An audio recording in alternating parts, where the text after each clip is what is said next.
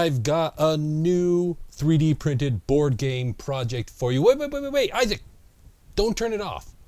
Because I'm hoping that by showing you guys this project, which has been years in the making, I might inspire you to hang on to your projects that you've been working on until you can finish them. So let me tell you a little bit about this game. The name of the game is Bot Blitz Big Brute Battery Bit Battle, or for short, we'll just call it This game started its life as a completely different game that was called Squirrel Squabble. Now, Squirrel Squabble was a print and play game. People printed it in paper, made it, and then put it out there, but I thought, I've got a 3D printer, why don't I make a 3D printed version of it? Which I did.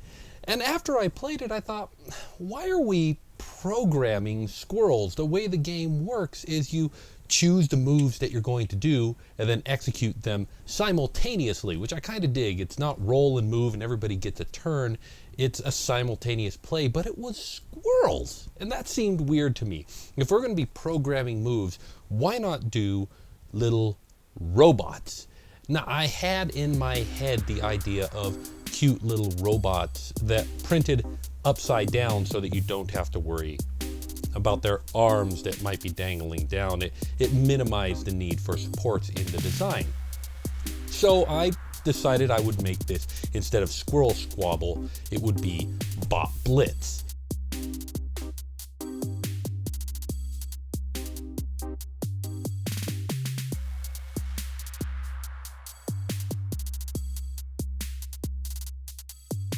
Simon, switch me over to the close-up cam so that I can show everybody what's in this game. Thank you. The game consists of a 3D printed board with these double-sided tiles that have different effects on each side. You've got your little robots and their homes that go around everywhere. And then you've got the chips that you program the robots with that are also double-sided with different commands on each side, and a chip tray to put them in so that you can hide your moves and reveal them one at a time. And like I said, everybody reveals their first move and then they resolve them simultaneously, which is honestly kind of super cool. Everybody is involved during the entire time that the game is played, and it makes it fun and engaging. What makes this game even more fun is that there are chips that mess with other players. For instance, the chip flip command, which in the 4-player game means that anybody on the same row or column as you gets their command chip flipped over. Or in the 2-player game, you just automatically flip your opponent's chip. And so there is an element of messing with other players. Also, there's tile swap, which allows you to take the tiles that are on the board and swap them around, or to take a tile and flip it over, thus making its effect perhaps lesser or perhaps deadly as well. And so it's a fun opportunity not just to play with your own bot, but you have to think, okay, now what's going to happen if he messes with me or if he attacks at this time, so maybe I've got to think about countering it. It's a whole game of playing and guessing and double guessing and trying to decide whether you're even going to get to play your 4th chip. And I find that interaction is just a lot of engaging fun, and in a 4-player game it is just plain chaos. All right, Simon, back to the main camera. Now, the version that you see here was printed on a DaVinci Color, but it does not need to be printed on a DaVinci Color. All of these parts have enough geometry that they will print well with a single color nozzle. I have a whole set here that I've printed with a single color nozzle. With the exception of the chips. I might have taken advantage of dual material printing and done the chips in 2 colors. But hey, if you only have a single nozzle 3D printer, you can always post-process the chips using just a little bit of nail polish and acetone, which I'll have Simon put a link in the cards to a video where I explain that process.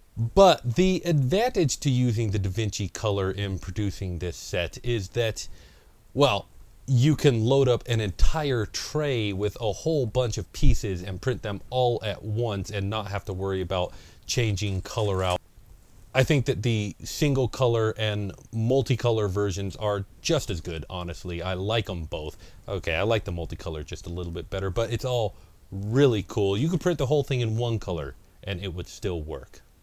Now, one other thing about this game that I haven't mentioned is that the whole thing, every piece in this game was designed in Tinkercad. Didn't use Blender or anything fancy, just Tinkercad to make this game. Tinkercad is super, super capable, and I want to share with you a little bit about how I get full color like this and some of the tricks that I've learned for using Tinkercad. Now, before I go, I do want to give one quick printing tip. Not 3D printing, but 2D printing.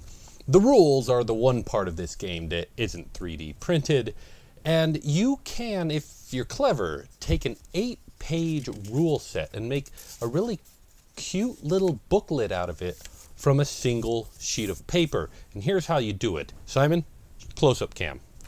So here I've got a sheet of just scratch paper. Honestly, this is just garbage paper that's lying around. I recommend recycling for this part. Take it, cut it in half, and then fold it in half. It doesn't have to look pretty for this part because this is just for reference. And start writing on each page the numbers 1, and then on the back of it 2, 3, 4, and onward until you get to the end. There we go. Now with the numbers on each page, unfold it, lay it all out.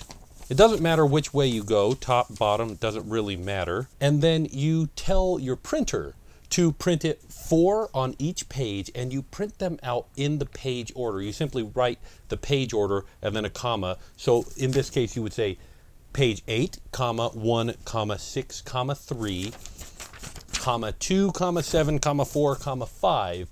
And if you do it like that, it will come out like this with 4 on each page. You can cut it, put it together, and it makes a perfect little rule booklet. Here, take a look. Page 1, page 2, page 3. There we go. Page 4, page 5, 6, 7, and page 8. And with it printed so small, it will fit in, you know, a little cheap Tupperware that you get to keep your game in, or even maybe a 3D printed box if you decide to design a 3D printed box. This game is entirely open source. I'm even giving you guys the rules in a Word document if you want to change it and make this game your own. But I hope that you'll download the game, maybe check out the rules, and then maybe print it out and try it out yourself, because it is a game of fun and logic and interacting with other people. And with 4 players, it is total chaos. I enjoy it, and I hope you'll check it out. But thank you very much for sticking with me. And if you don't check this game out, maybe it'll inspire you, because I heard about Squirrel Squabble years ago, and it took me years to get to making this final version, but I did, and I'm happy that I did. Thank you very much for watching. Hey, if I mentioned anything in this video, you'll find a link to it in the cards, and you should check that out. Did you know that I'm social? I've got links to all the socials, and you should stop by and say hi. I really kind of enjoy it when that happens. Big thanks go out to my direct backers, and if you want to know more about how you can become that, there'll be a link right here that you can check out. And as always, I want to remind you, safety first, because I care about you. And I'll see you next time. Oh, that's interesting.